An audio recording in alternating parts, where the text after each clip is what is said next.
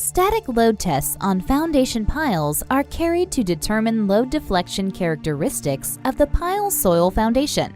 Static pile load test may be carried out in the following three load configurations: axial compression, axial tension, and lateral.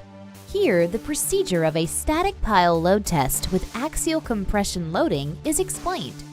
First, the test pile is installed into ground. A heavy bearing plate is placed on the pile to ensure uniform load transformation. One or multiple hydraulic jacks are installed to apply loads. The hydraulic pump is piped to the hydraulic jack. Applied load can be monitored through strain gauges on the pile or hydraulic pressure.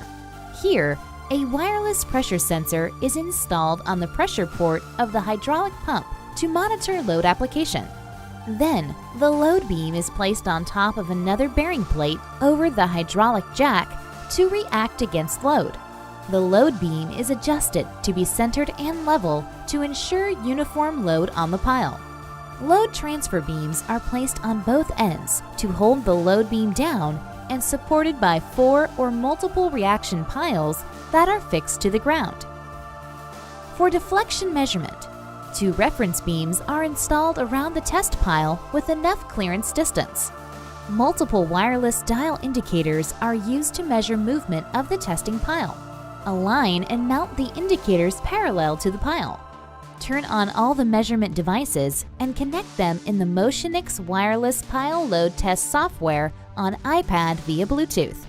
Once connected, readings are shown remotely on the iPad in real time. Zero all readings in the app to start the test. Start the test by applying the load through hydraulic system based on the test standard procedure and let the app automatically record all devices' readings. Test results are seamlessly recorded and documented automatically.